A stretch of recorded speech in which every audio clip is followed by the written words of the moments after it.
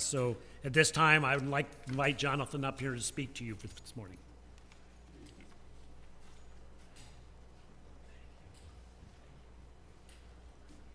Good morning. As it was noted, my office is right next door, so I know this commute really well coming here to this location, and I walk by all the time. So it's great to see what happens in here. And what an appropriate Sunday to be here, this extravagant welcome that I just heard about. As it was also noted, I work in the New Americans program. My role is sponsorship coordinator. I have already met with Raleigh and I believe Will. I meet with a lot of people, so keeping names straight is something that I'm getting better at these days. So the New Americans program, if you don't know, we resettle refugees from around the world, and right now our resettlement and placement program for almost every other place in the world has been paused so that we can focus specifically on Afghan refugees. If you read the news or if you watch the news, you know a lot about what's going on right now. It's a bit of a humanitarian crisis. And so what my role is to come and to speak to you about ways that you can get involved, ways that you can express that extravagant welcome to your neighbor, to your new neighbors.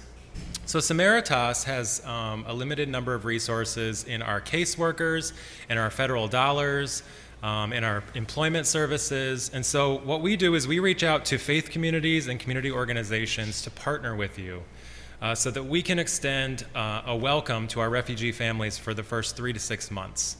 So this includes a number of different things, but it's a really great fit for anyone who has extra time to do transportation, to help integrate into this children into the school system, to show people around town places that they might not be aware of. There's a whole list, and I could share that further with you in a Q&A afterward. But the first step is that one-on-one conversation that I already had with Raleigh. The second would be a community conversation like this where we have a Q&A to go a little bit deeper about what a commitment would look like. And then there's a contract, and I'll sort of call it a social contract, but it's a contract where we say these are the assets we have within our community. And when we hear sponsorship, we think money, but this is a time commitment, which is something I think that's a little harder to come by these days.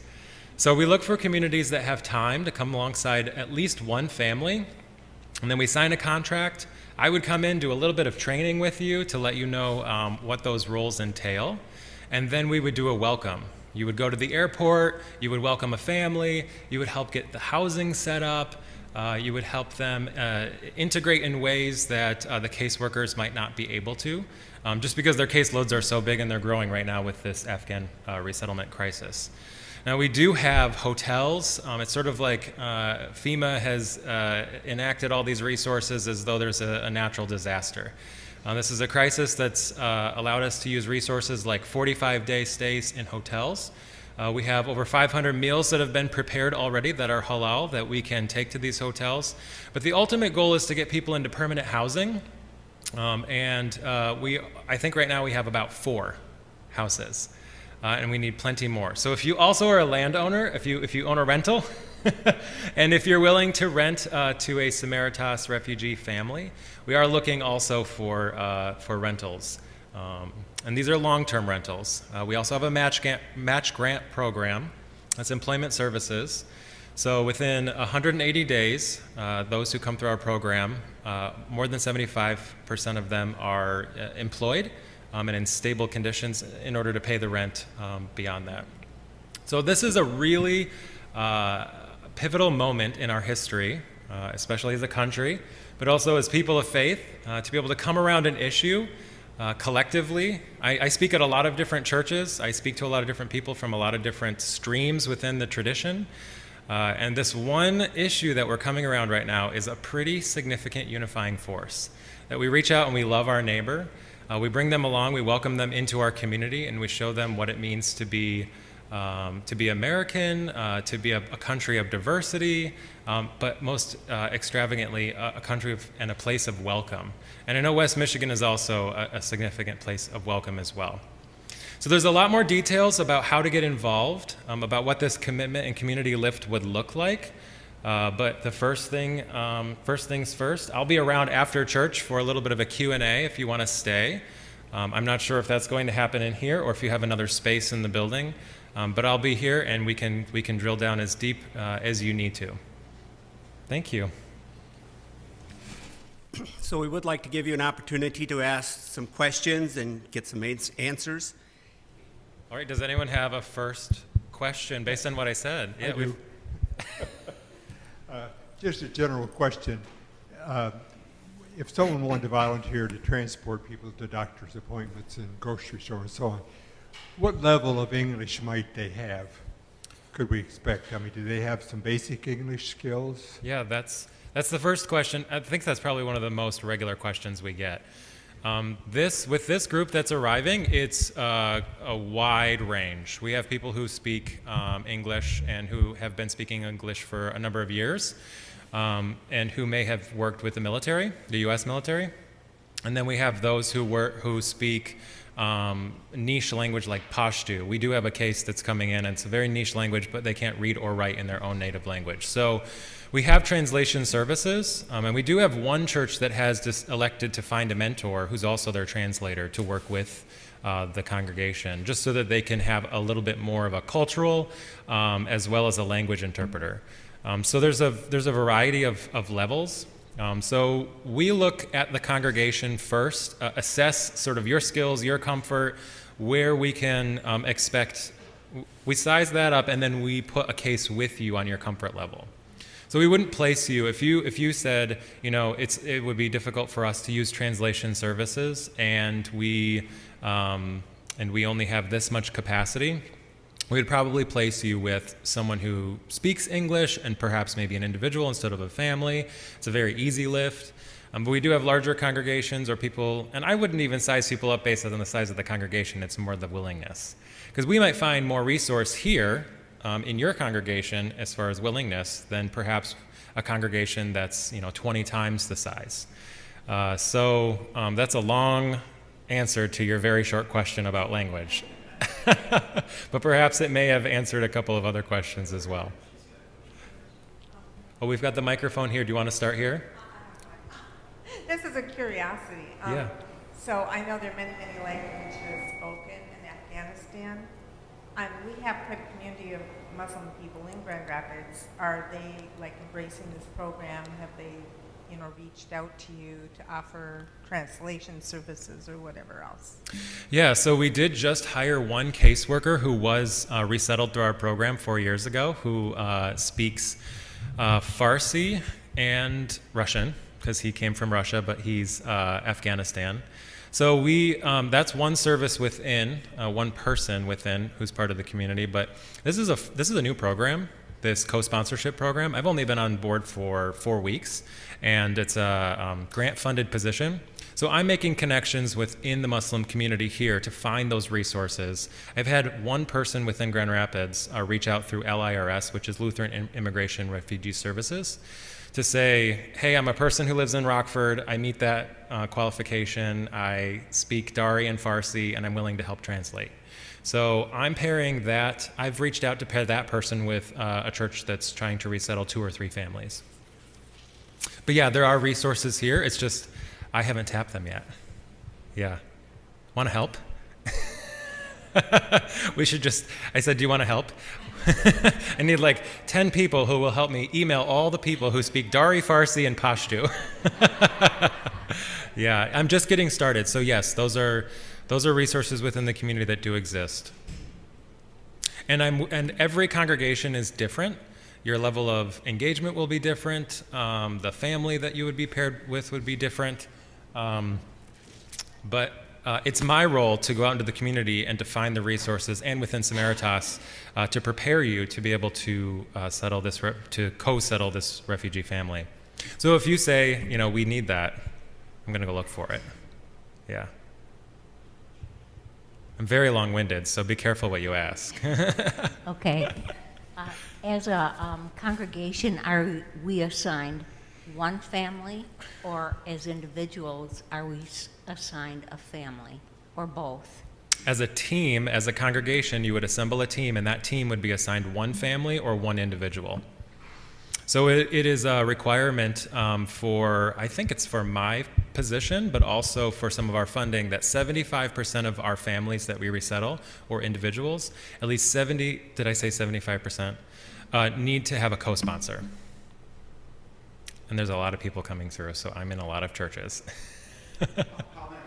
How many people are coming through?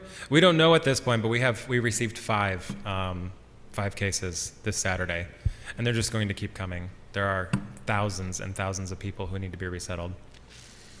So I don't think this agency's ever seen something like this in many years.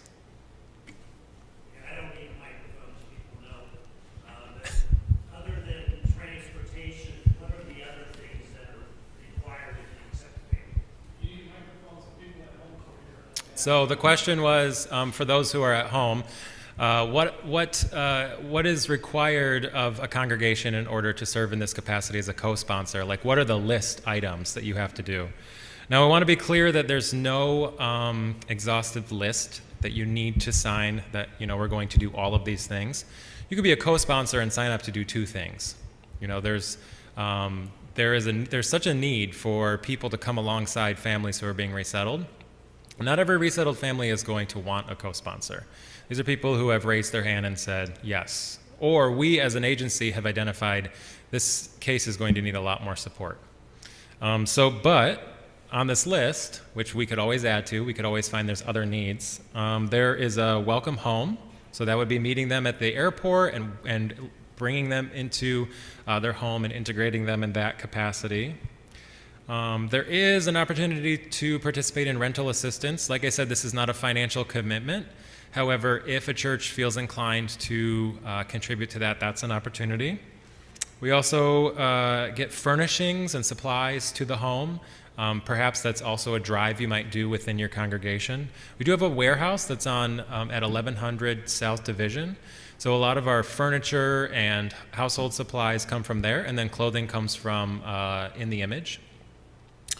Help stock the pantry, perhaps make a welcome home meal or an occasional meal. There is the health person, the health mentor, is the person who transports people to their appointments. And it will just depend on what their needs are. There are some people who have more health needs than others.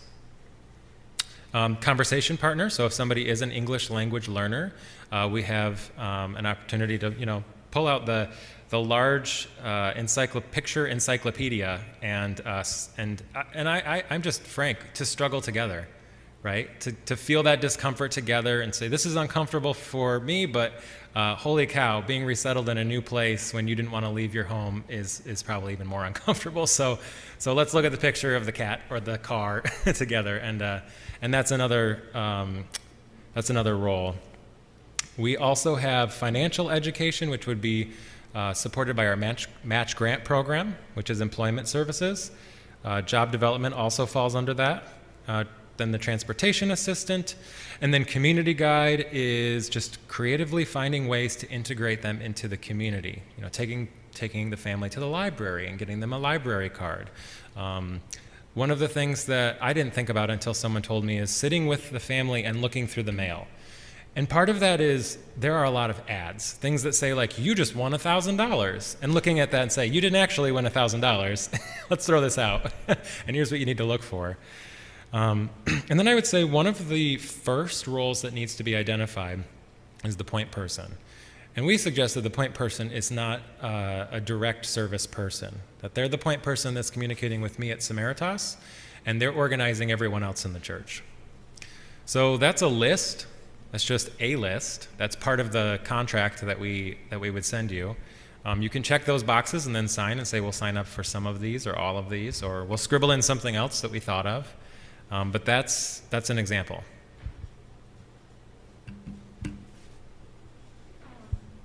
So we've done like a tutoring night in the past, and something that's currently my job. So I was wondering, in terms of like opportunities for children coming in, would that be something that's needed? Yes, absolutely. I guess it would be more than one family though, or just, I guess, the children of one family? So if you have a case that has children, you would just work with that family and those children. So if it was one child or 7 children, so if there was a need for tutoring, and I think the tutoring would mostly be a mentorship, because we have a huge adjustment going into a new school system. These families that are coming will come with some level of trauma. So there may be behavioral issues at school. That's not prescriptive, but there may be things that that you see where the children will need extra support. So in any way that you can support children in families, it's welcomed. And we'll build this together. So we won't really know exactly what a support of a co-sponsor would look like until we have your case assigned. So we look at what resources we have within your community, we look at the cases that we have coming, and then we look at housing, we look at the programs they're going to be enrolled in, and then we train you and get you set up and maybe pull a couple of other resources in, like mentoring children, transportation services. We'll see all of that stuff and how it stacks up, and then we'll sort of shape your team, and then we'll go. Will all the families be provided with cell phones? Yeah. Some may come with them, but will they get new phones once they're here? Yes, through our agency. And some people's roles will be calling them. Hey, you have an appointment. Hey, remember, you have an appointment.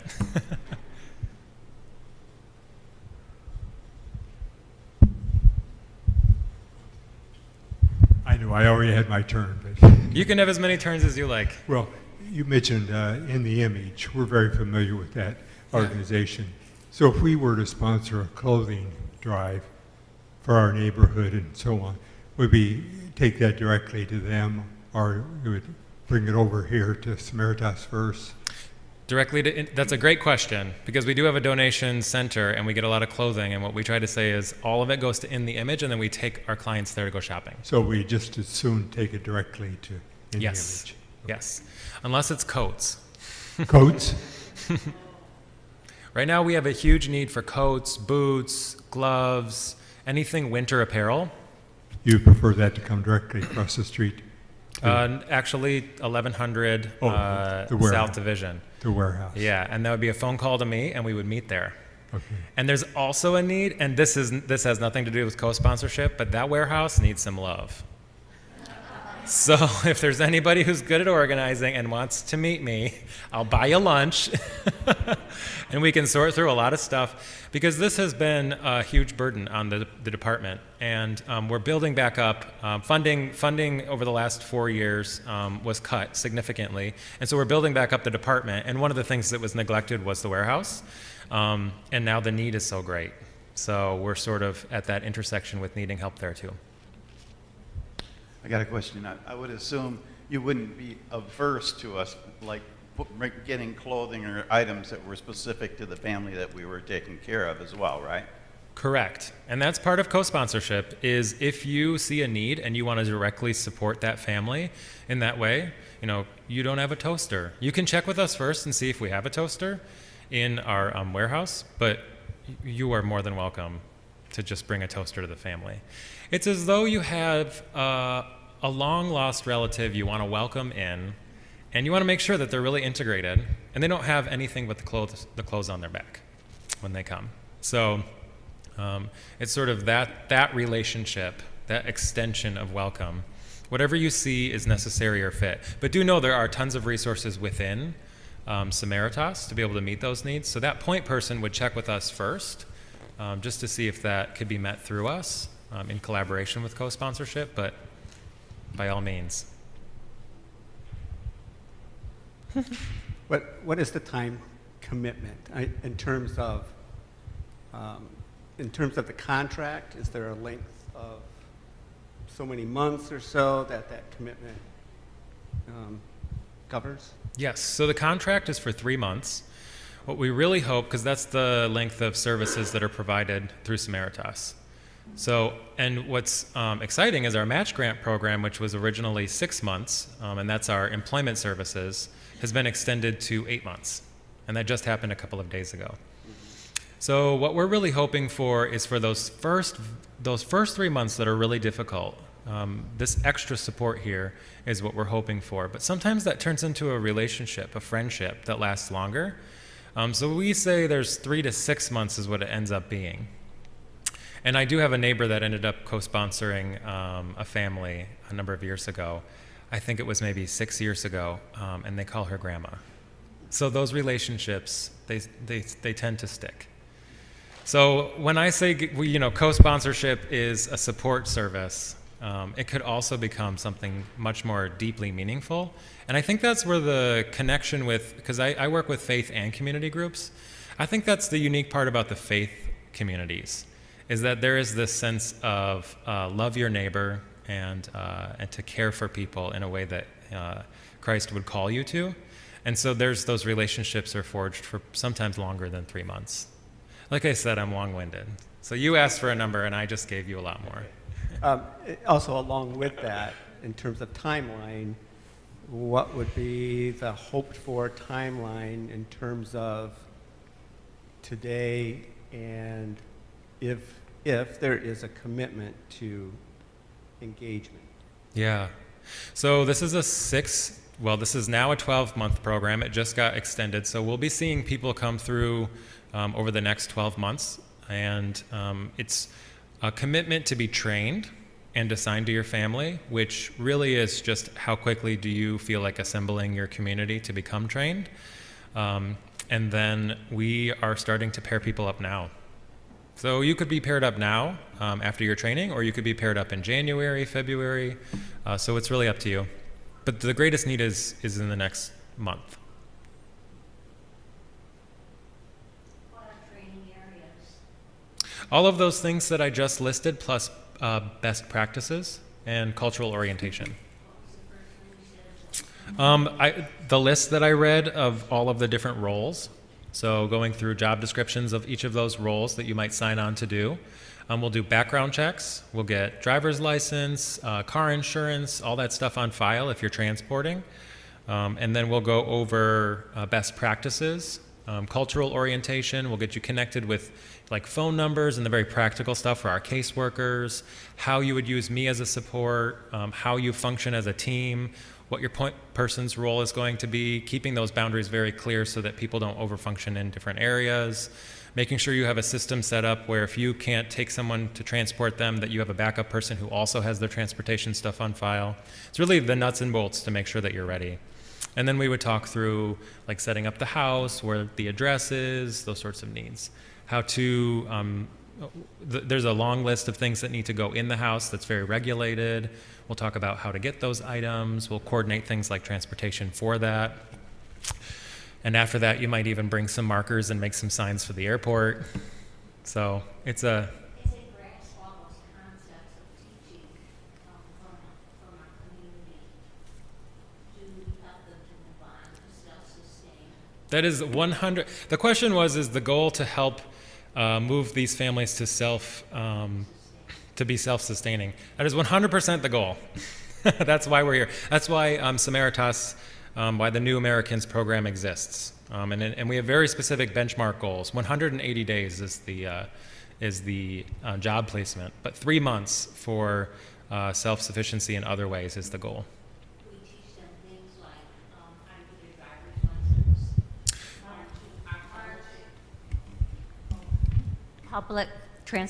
use our public transportation system. Yes. So that is a really great question.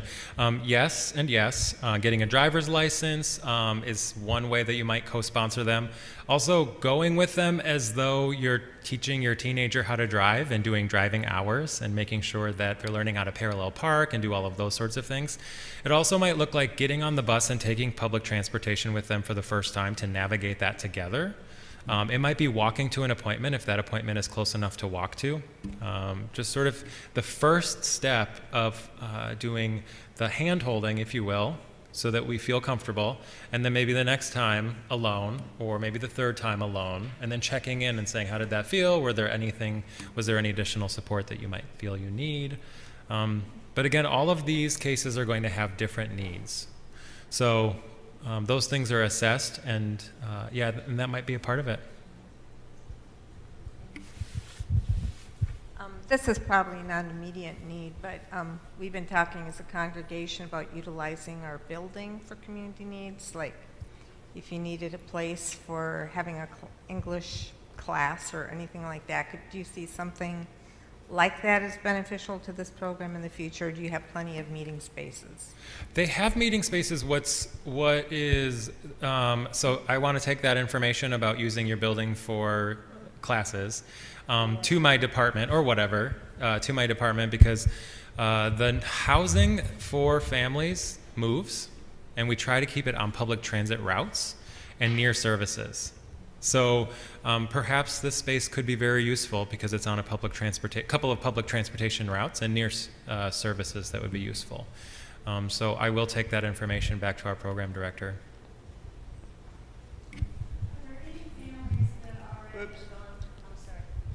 Are there any Afghan families that have already gone through this process that can be testimonials and extra encouragement, because it's going to be such a challenge for the people who are coming? So I don't know in West Michigan what kind of Afghan population we have, if we even have one. We do have an Afghan population. This particular program and this particular moment in history, we don't have anyone. We just had our first arrivals on yesterday. And the people who have arrived elsewhere in the state are currently in the program. They're currently being resettled. But we do have the minister of, and this is an Afghan refugee, but the refugee experience. We have the minister or the priest at an Episcopal church just south of Wealthy Street. I'm blanking on the name of the congregation or of the church. Is I believe a Sudanese refugee. And they're going to be co-sponsoring an Afghan family because he's very passionate about the whole process. So there's potential that there could be a connection there, and we could see if there's someone who might be able to speak into their experience. So after this training, we'll be fluent in Farsi. You will be fluent in Farsi. No, that's not the goal. But perhaps you might take it upon yourself to learn a couple of phrases. Yeah.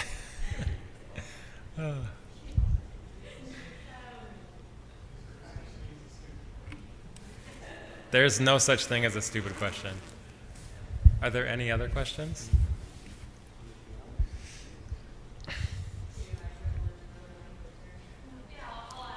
Yeah. Okay. Is there something that we're not asking that you thought we would ask? You're pretty comprehensive in your question asking. Yeah. These are the common questions that I receive. And again, I've only been working here for 4 weeks, but I've been having these conversations so frequently that I feel pretty immersed.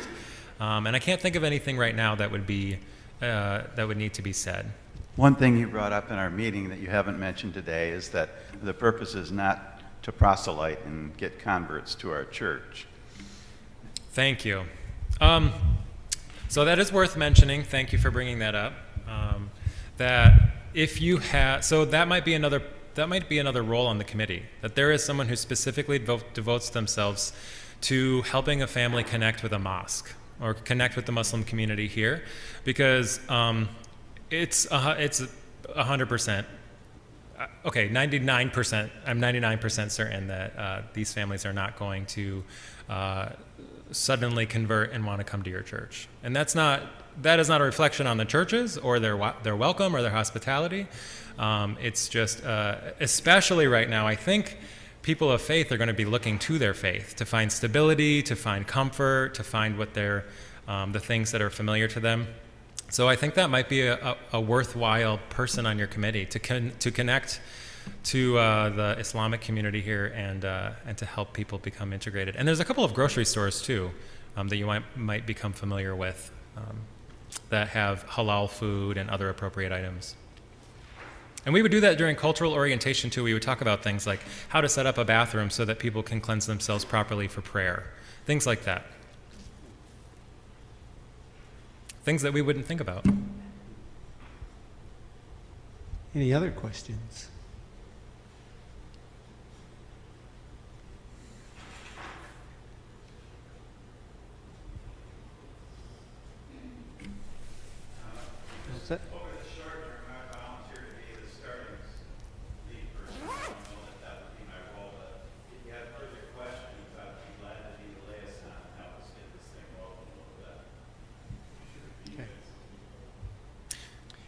If you have any further questions or, about the program, you can contact Raleigh Smith, who will act as a liaison between here and Samaritas.